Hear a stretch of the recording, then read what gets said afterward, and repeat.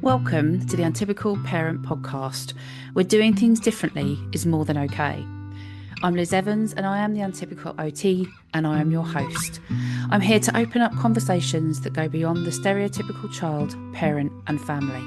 This is your go-to space to find your backup team, the people who truly get it, because we were never meant to do this alone. Each week, through a mix of guest interviews and solo episodes, we'll explore a wide range of topics because every family is unique and there's no one size fits all when it comes to parenting. But before we dive in, if you're enjoying what I share and want to support the podcast, you can buy me a cuppa. You'll find all the links in the show notes. Are you ready? Come join me. This podcast episode is proudly sponsored by Something Profound. They create funny t-shirts, mugs and more, specifically designed for neurodivergent people and those with chronic illnesses, because we all deserve a good laugh. A lovely friend of mine gifted me a mug that says, "Not enough spoons to give a fork," and every time I use it, it makes me smile. It's such a great reminder to embrace the chaos with a little bit of humour. Want to grab your own or know a friend who could do with a laugh? Head over to somethingprofound.co.uk and use the code LIZUOT. It's case sensitive, so you'll need to use capital letters for your 15% off your order. And don't forget to follow Sam, the founder of Something Profound. You'll find her on Instagram and Facebook at something_profound_clothing. If you've got something to say it with something profound. Sarah West is an ADHD coach who specialises in supporting women who are either late diagnosed or suspect they have ADHD on navigating the challenges of perimenopause. With 20 years' experience as a senior nurse in the NHS and having gone through her own late diagnosis of ADHD, she trained as an ADHD coach. Through her work, she helps women understand their ADHD in the context of hormonal changes, explore the impact of perimenopause on their symptoms, and develop personalised tools and strategies to work with their brain and not against it. Sarah, thank you ever so much for joining us on the podcast today. It's lovely to have you with us. Thanks so much, Liz. Thank you for inviting me. I'm really, really thrilled to be here. So we've had a little intro to you, Sarah, and what it is that you do. And I'm really looking forward to this conversation because this one means a lot to me. And maybe not because I am diagnosed ADHD, but the things around menopause and perimenopause, I think, is huge. And I think what will be so exciting about this episode today is that, it's going to affect all of us born women. But also, I suppose it's interesting for those living with those born women, because actually, I know from my partner's perspective, this is all like, what is going on with her? So Yeah. actually, I feel that although people might think, oh, this is just for women, actually it isn't. It is for everybody, this podcast, this episode. And I think I'm really looking forward to having a conversation about this. So thank you ever so much for coming on. Thank you. What I always start with, Sarah, and my listeners are very used to now, is my first question to everyone is, Sarah, are you the perfect parent? Yes. Well, I don't mean yes. No, yes, I am. Yes. Next question. No, let me have a sip of water a minute. Well, that feels like it needs a preparation. Yeah. The perfect parent doesn't exist. Perfect doesn't exist. And I think anyone who's trying to be perfect or, thinks that they might, if you're striving for that, you're really going down the wrong path in your life. And, I think as a parent, I think it's really, really important that you are who you are. I'm talking from me personally. I'm not saying if you're a horrible person, just carry on being horrible. But I'm saying for me as a parent, I think that, it's just important that my kids just see that we're human beings and that we're trying our best and that we are fallible and, and that's life. And life is messy sometimes and life is chaotic and it can be wonderful. But if you're trying to pretend that you're perfect or trying to be perfect, my goodness, it's not achievable, and all you'll end up doing is causing a huge amount of damage for yourself and your kids. And you know, and certainly my children are 14 and 17, and you know, for me, you know, you've got to be, obviously I don't quite sort of just tell them everything that's in my head, but you know, if there's stuff going on and I'm upset or whatever, and they'll be like, what's going on? And if it's appropriate, I'll be like, well, this has happened and that's happened. And you know, and they just see that this is life, because yeah, otherwise I just don't think it's a very healthy way to be. Your kids need to see that this is, you know, the struggles that they have as well, rather than you, otherwise you're telling your kids this is how you should be, and you're just carrying on this cycle of let's just keep pretending everything's rosy when often it's not, and that's life. And then they get this sense, don't they, that that's, you know, because that's what we often do, is we, you know, our parents are what we kind of lead us into what we're going to be and how we're going to behave and all that kind of thing. And to see our parents be perfect or present as perfect actually is quite a lot of pressure for kids. You know, when they get to being parents, they think suddenly, well, why am I finding this so difficult? My mum never showed this. Mum never got upset. My dad never got upset. My parent never got upset.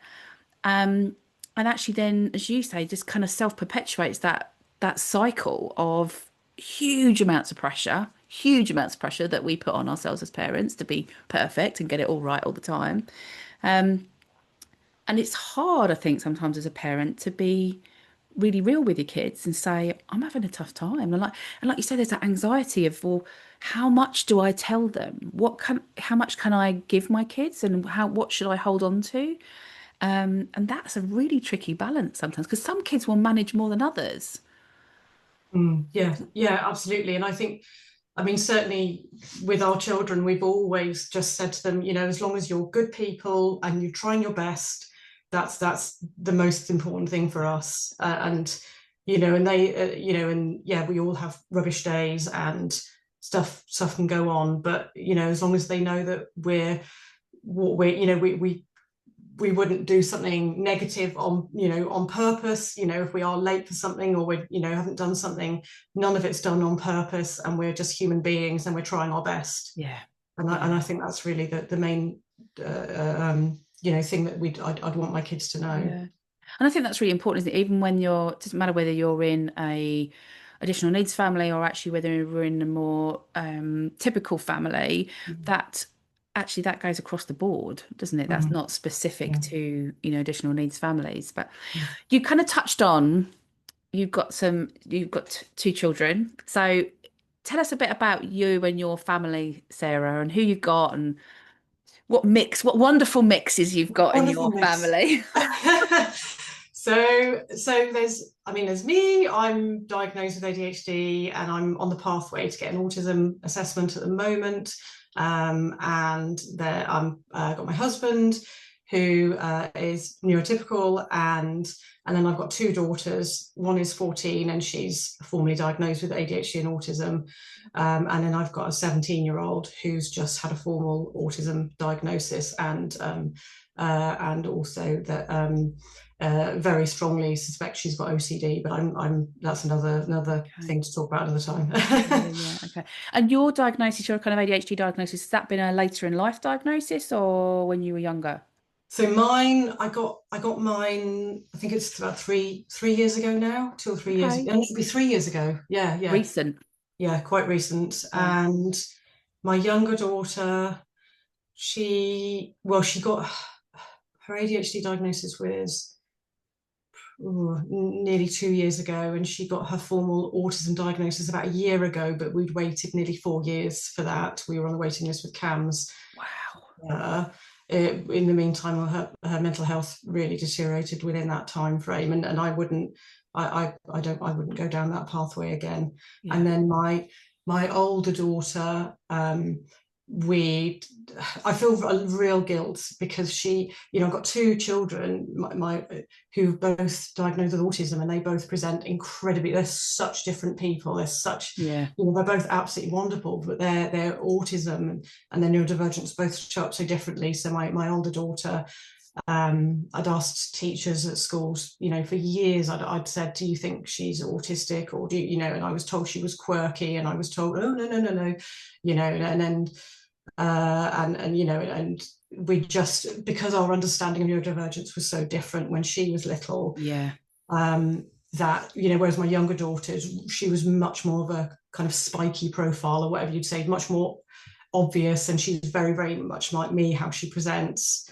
And whereas my older daughters, she's quite quiet and a big, like she, she's lots of, well, they've both got lots of anxiety, but yeah, she's just presents very differently. So I just feel really bad that it was only about a year or so ago that when she was leaving secondary school, and I spoke to one of her teachers, and I said to them, do you think she's autistic? And they said, yes, I do.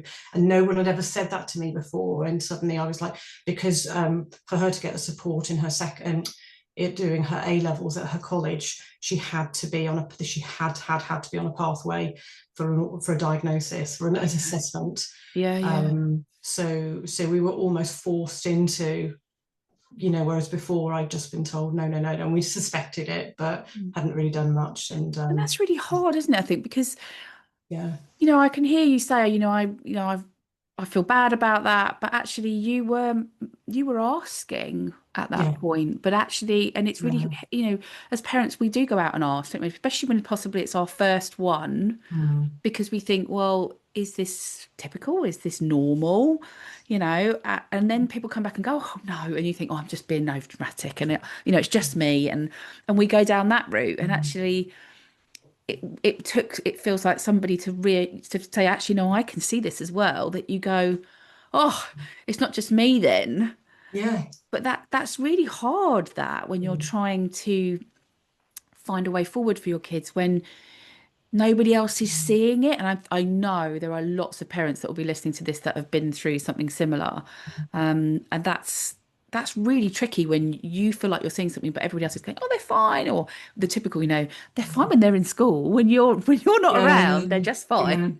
Yeah. I mean, well, when she was in school, she wasn't fine, though. That was the thing. She wasn't, and she spent, and I know it's the same story for lots of other people, that after COVID, she really, really, really struggled attending school, and she was mainly in the pastoral office most of the time if we got her in, or we were having phone calls to pick her up and bring her home. And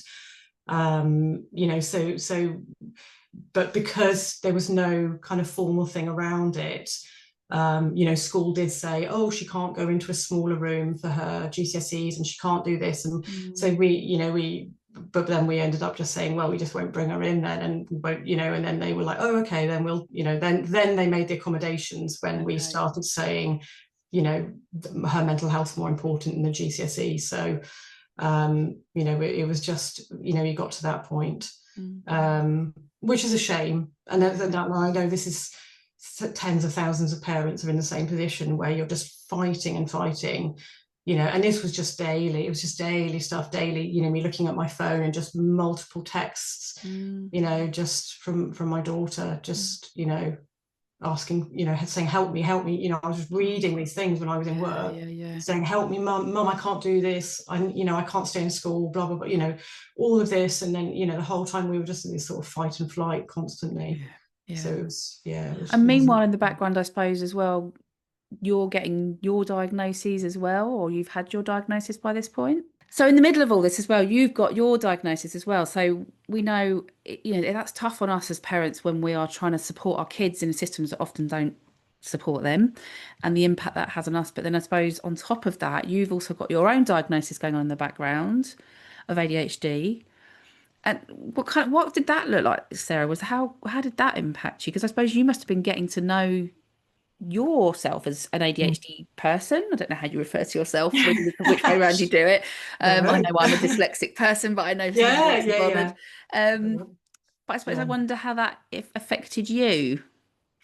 It was really, really hard. Well, it affected me in that I got signed off work for 3 months. Okay. So, well, I got my diagnosis, and and before you get it, there's so much stuff in your head before leading up to an assessment, and the whole time you're thinking, am I thinking this? Is this real? Am I really, you read around it, you do loads and loads of sort of prep work, and the whole time you're just over analyzing everything and thinking, am I a complete imposter that even go in for an assessment? Maybe I'm making this up. And also there's also the, thinking this will explain so much about my life, but what if they come back and say I haven't got it, and then where do I go?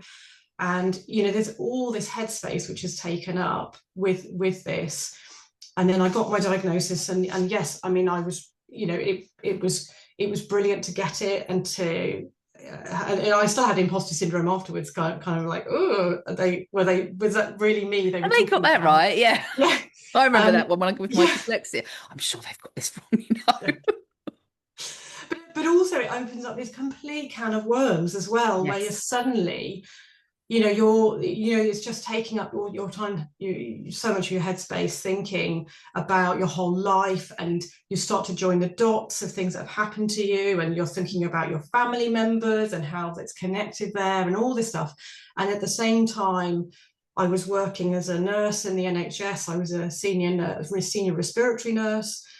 And also I had, we've got a few, well, we had some relatives, one of them had just died, and we were clearing their house, and and also trying, I was seeing my younger daughter's mental health deteriorating in front of our eyes, and and also my older daughter, who was, we were trying to support her with going into school and staying in school. I feel so guilty that, the whole, every day we were like, come on, keep going to school, and and again, but so, that was all of that, and trying to run a house, and just other daily stuff, and it just went wrong completely, and then perimenopause hit as well, and I was just, and I kept going and going and going and thinking, I can't do this anymore, but I have to keep going, and I have to go to work and still be smiling and still like, yay, everything's fine. And then I was on the phone to a friend one day, and I just said, I don't know, and she just went, you got off the phone right now, you phone the GP and you say, I can't work, I need to speak to a mental health professional. And that's where we went, and I got signed off work for 3 months. Wow. Okay. So that all came together in like a perfect storm. It was hideous. Yeah. Yeah. And I think that kind of leads me on, Sarah, for the whole reason that I brought you on, was to have a chat around kind of perimenopause and menopause, because actually, so at the moment, your kind of specific area is around ADHD specifically, and menopause and perimenopause. Is that right? Yeah. Yeah. So what kind of brought you to that? Because I kind of can guess. Yeah. Why did you Well, happen upon that? Where did why that did come that from? happen? Yeah. Well, first of all, when I was signed off sick from work, at the time I had a brilliant GP, and he sorted out my HRT. And again, I read a lot around that and about how that will help you. And I was looking into how it was affecting ADHD, and why that was really important to get your HRT sorted, as a foundation before anything else. And also at the same time, I got an ADHD coach. Well, yeah, it was the first time that I could say to somebody, things that happened to me all my life, and sort of how my ADHD was, as it were, so I could talk about, I feel really bad that that I can be really time blind, or I'm late to things, or I'm, stuff that I don't do straight away, and then I feel stupid and lazy, and all these things that we've told ourselves all our lives. And it was the first time, and rejection sensitivity as well, and that I when I got signed off, and I'd spoken to as I say, my GP was brilliant, but I had spoken to a mental health professional at my GP surgery, and I said, my rejection sensitivity is really bad, and they were like, oh, what's that? And I didn't, and when I got a coach, it was the first time that somebody just knew it. They didn't go, what's that? Or, ooh, and they didn't make a funny face, or, that I could just say how things were, and they didn't judge me, and they understood me. And I was just like, blimey, that was, I've had lots of therapy in my life, and none of it's really worked. And now I know why, because it wasn't affirmative. But I, with my nursing background, and I knew that, I knew that I did want to change careers, and when I got a coach, I was just like, what, I've got so many transferable skills, and I could do this. And knowing what had happened to me, as a woman in the perimenopause, I was like, there's going to be thousands and thousands of women Mm. just like me. And I really want to help them because that was not fun. And I was in a very, very dark place in my life. Yeah. Um, And I so suppose what might be interesting for people to hear is what kind of symptoms might people experience if and when they get to perimenopause, and then which then leads on to menopause. yeah, well, with the perimenopause, do you mean as an ADHD woman or kind of in Just general? generally, because the other thing I was going to touch on, there's Mm. my brain pinging off, Sarah, in another direction. I don't know whether you want to make a diagnosis or something. Anyway, but I'm just thinking as well, I've done quite a lot of reading around it. And what I was hearing is actually women that aren't diagnosed, that often when they hit perimenopause, that's when the symptoms get more, or they're more difficult to hide or kind of get on with it, things. And actually, it's at those points you see women looking for further assessment. Yeah, yeah, Yeah. yeah. So I suppose I wonder whether people might not even realise that they could be Mm. ADHD. They might have an Mm. inkling, or, but I suppose it's, yeah, generally, what would you kind of expect to see in perimenopause? And I know that's a huge question. Yeah, I mean, there's a few kind of layers there because there's a lot of overlapping symptoms between ADHD and the perimenopause. Okay.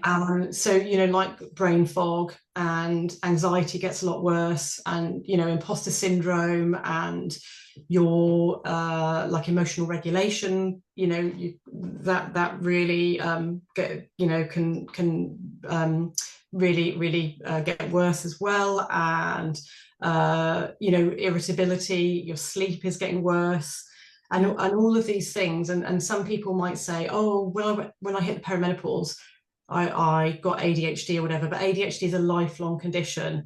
So you'll know, so if you, and this is something I've got, and I've got downloads on my web that sounds really like salesy, but it's not meant to be, but they're free downloads and they do show the differences between the two and the overlaps between them I'll because make sure I put those in the show notes for people because I think they would be yeah, really yeah. interesting, Sarah. I'll make a note. Because they really do cross over. But certainly with the ADHD, because so when you're going into the perimenopause, so when you've got ADHD, we've got this deficit in dopamine, Yeah. which is why we've got this interest-based nervous system, and we're not an importance one, which is what neurotypicals have. So this is why we struggle often with getting stuff done, or we procrastinate, and we get overwhelmed. But because we've got lower amounts of dopamine already, your estrogen is vital for us producing dopamine. So Oh, when your okay. estrogen is going down or it's fluctuating, or hormones in general, but mainly the estrogen, if your estrogen is less, then the dopamine is even less, which is why in the perimenopause, your ADHD symptoms get way, way worse. And suddenly all these structures and frameworks that you've had in your life which most of us have kind of made up and cobbled together without even Yeah. knowing it, we've got through each day, but suddenly they stop working as well. And it's how these hormones affect us, and that also applies to things like PMDD. I And what think does it's that look PMDD. like, PMDD? What would it look So like to do? PMDD is when it's like PMS or premenstrual Yeah. syndrome, like when you feel rubbish each month. But again, it's way, way, way worse. Okay. So you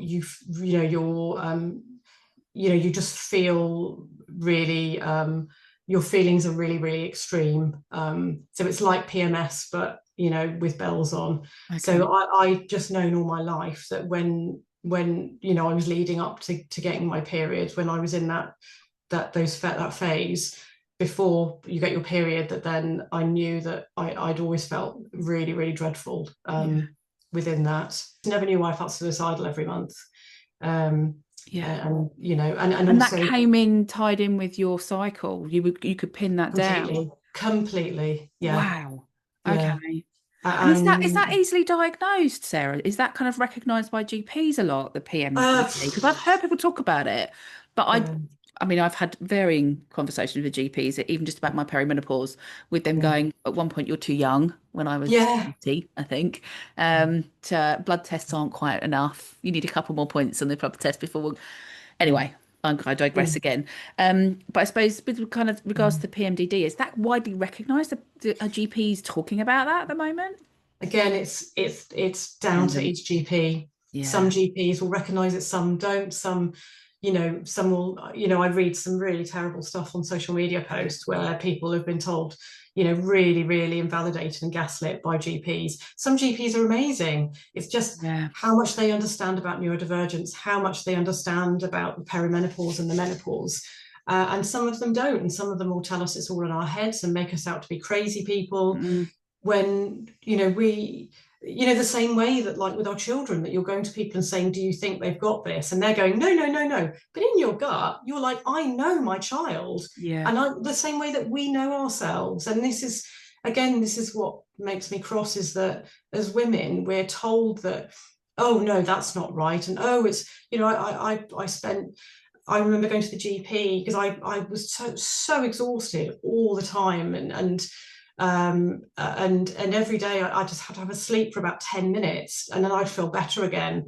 But I couldn't kind of push through that exhaustion. I mean, I'm not when I was working, Yeah. but and I went to my GP. This was years and years ago. I went to my GP and said, I don't know why I'm exhausted all the time. I didn't know if I had cancer or what was going on. And they did blood tests and they came back fine. And they said, oh, it's just depression. That's what's causing it. But now I know this is linked with ADHD, because I have inattentive ADHD and my brain does not stop.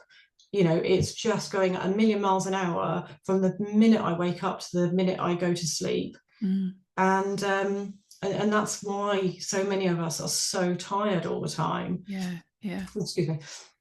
Yeah. So, and then you add on to that kind of the perimenopausal symptoms and menopause symptoms that then exacerbates that. And I think you get a double dose of that then.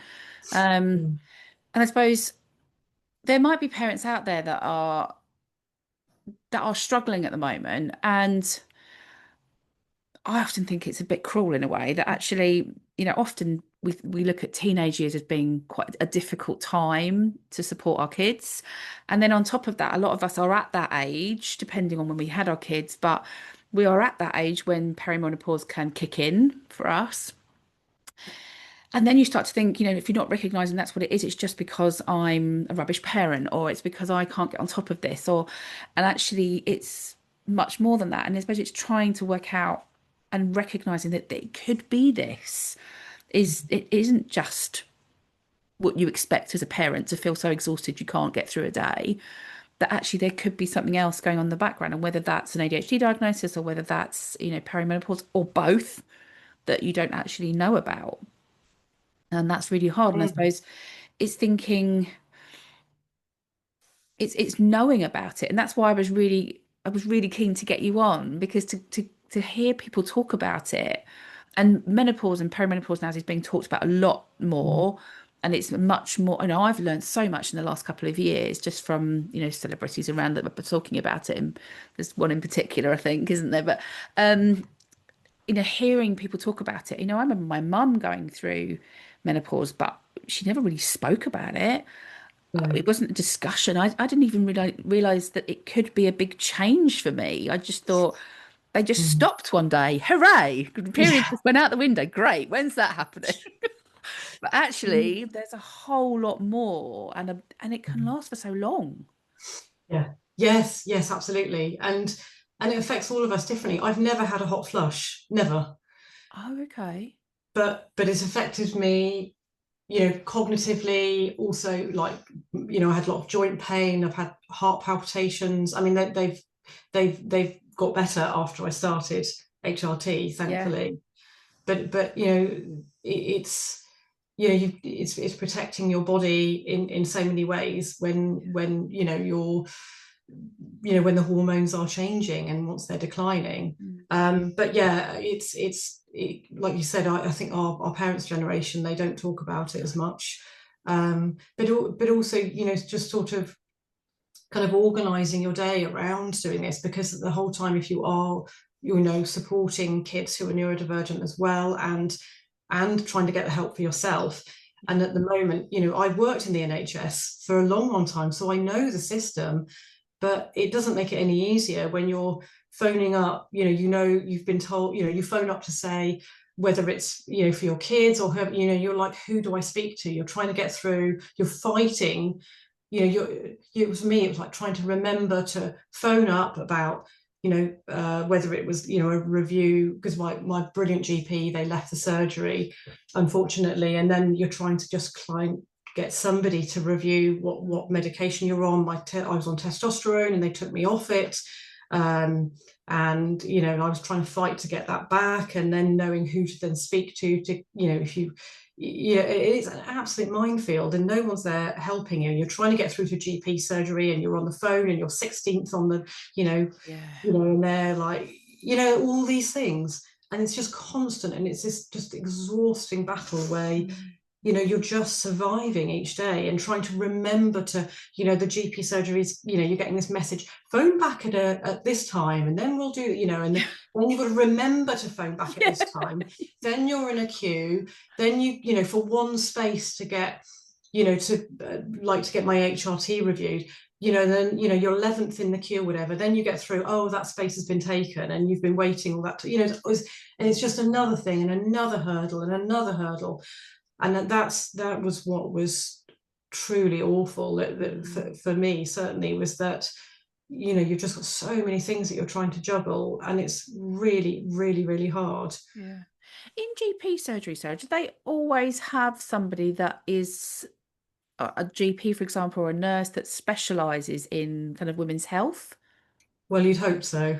Is that kind of, there should be, but maybe yes, it's not. Okay. There definitely should be, yeah. So people could ring up the GP and ask to speak to somebody specific that has a skill set in that area. That's the theory. That's the theory, yeah. Okay, but in reality, we know that, well, trying to get hold of get a GP appointment is, you know, really difficult, let alone a specific GP. Yes, exactly. And I think often really good ones are the ones that everyone, of course, is trying to get into, and then you can't get into them, and the ones that you get are like, wish I hadn't got this one. Yeah. Yeah. Okay. So we're talking obviously about kind of menopause, perimenopause, and ADHD symptoms as well. But we've kind of, you know, some of those things that we've talked about, you know, you don't necessarily have to be ADHD to have experienced them as well. Perimenopause happens to all of us born women at some point. But I suppose what's kind of helped you, Sarah? What's been useful for you around managing, I suppose, your emotional health and well-being is where it boils down to, doesn't it? And if we're not supported as parents, if our emotional well-being is not great, then how do we parent?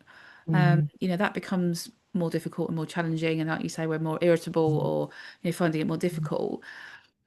What kind of support can people get? Where can they get support? I mean, we talked about the GP briefly, but a bit maybe about what you do.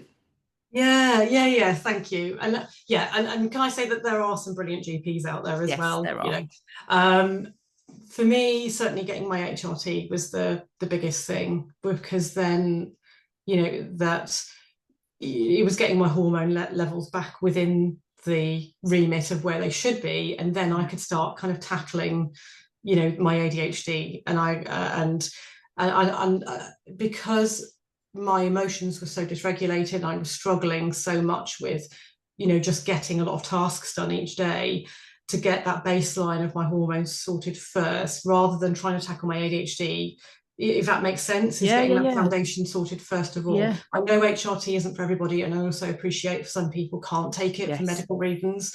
But that for me, that was the really, really important thing. And again, as I say, getting a coach who understands and ADHD coaching isn't a regulated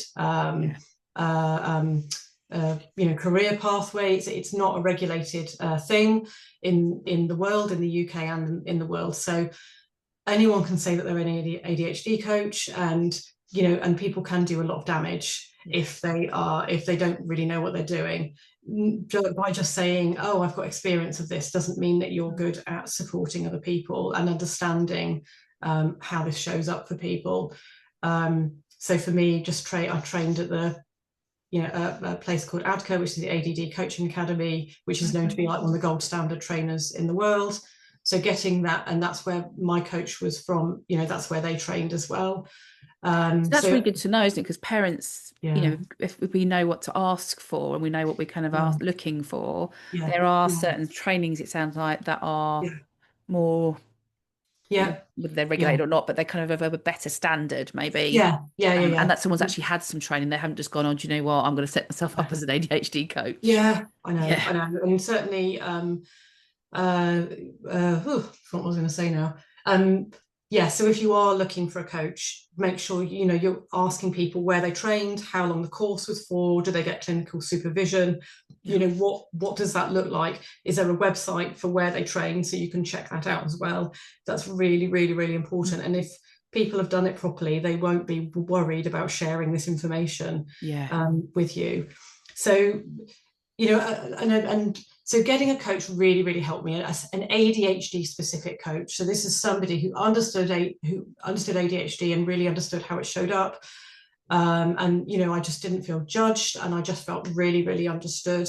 Mm. Um, the other things for me, I mean, I'd pretty much stopped drinking alcohol anyway, because when I drink, I would overshare and I get really emotional, and and then for Yeah. days afterwards I feel dreadful. So I stopped drinking alcohol completely, because and also alcohol and perimenopause are not friends at all. So cutting back or stopping alcohol, that's really, really important, What's the because link there, again, Sarah, around the kind of the alcohol and perimenopause? well, because it affects your sleep. It will be Oh, affecting us. okay. You go into the deeper layer of sleep where you don't get that rest.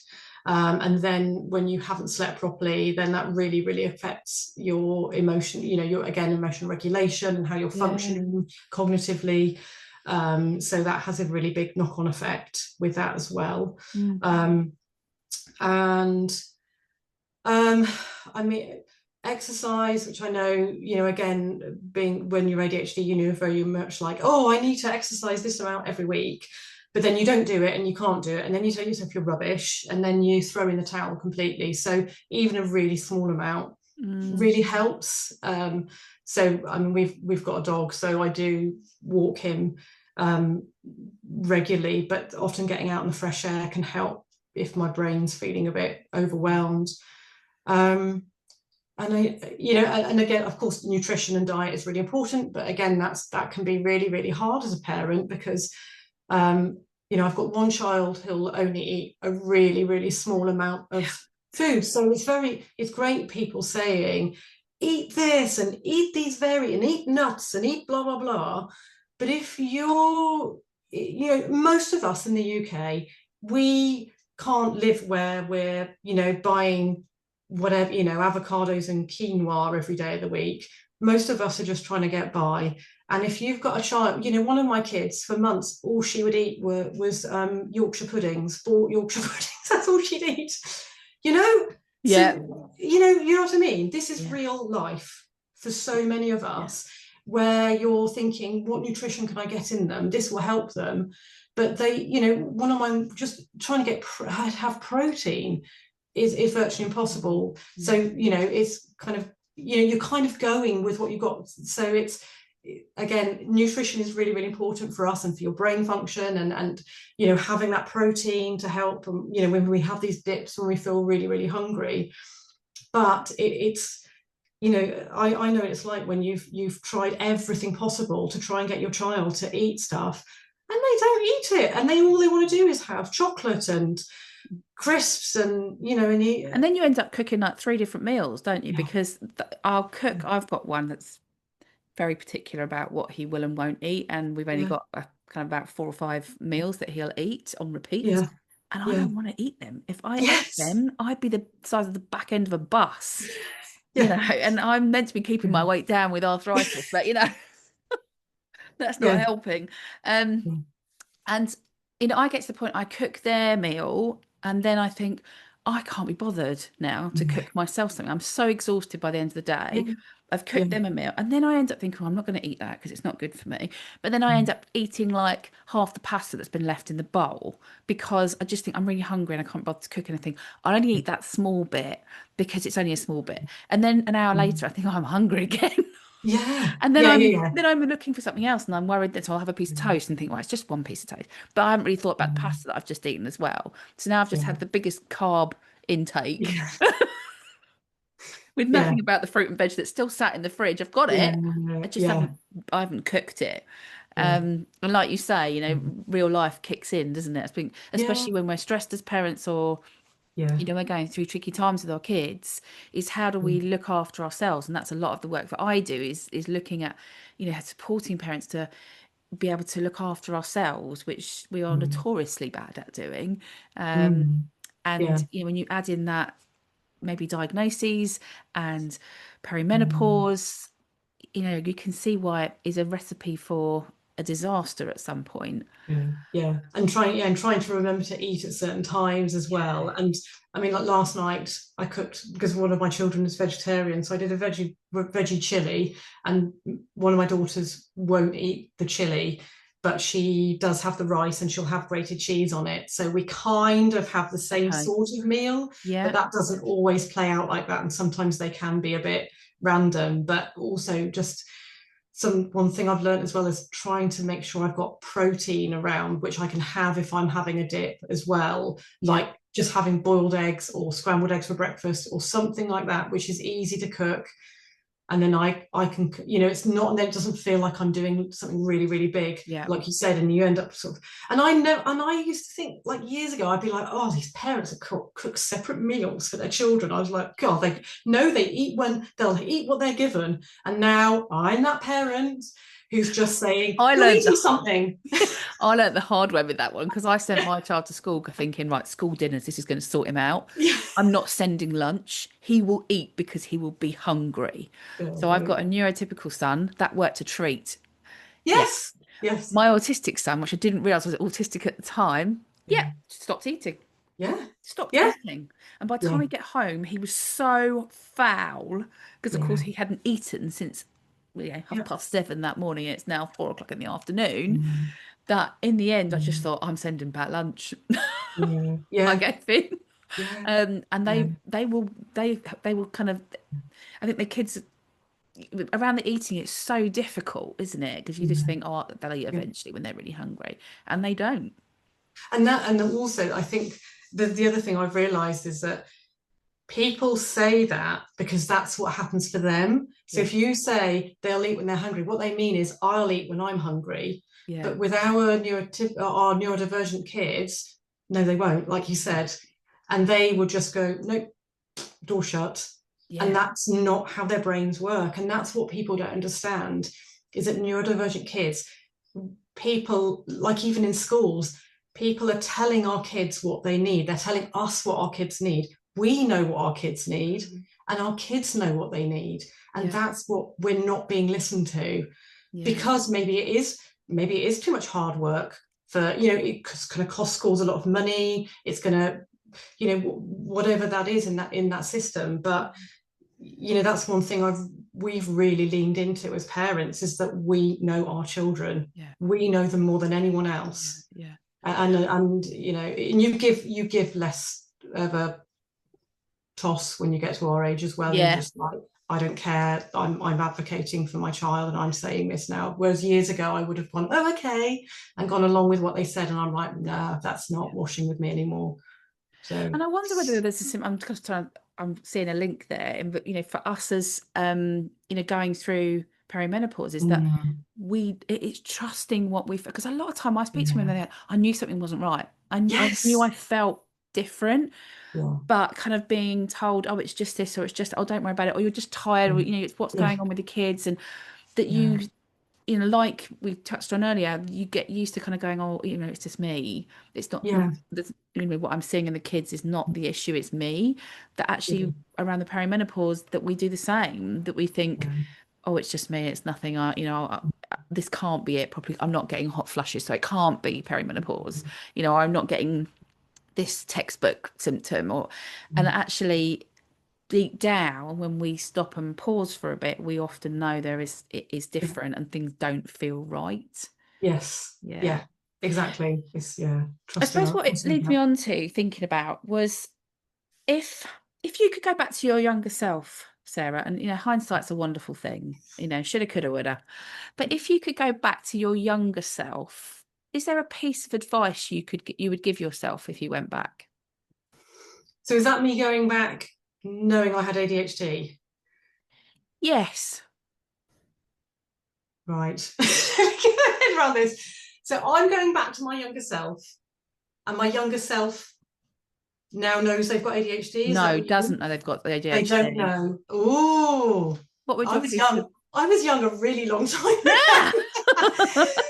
When it was, but then the model for ADHD, didn't even include women and girls. I suppose. Wow. Ooh, it's a really, really hard one, isn't it? Um, And maybe you're thinking as you're a parent, as you became a parent and yeah, you I were think. juggling being ADHD Yeah, that you didn't know. yeah. I guess it Um, is. It's about trusting your gut, isn't it? Mm. And and and remembering that you are enough. And it would be finding.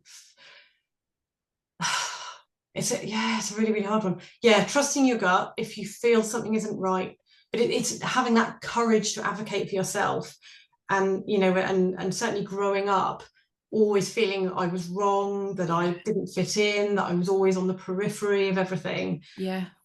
That's a really hard one, because if my younger self still didn't know it, you can still say you are okay, Yeah.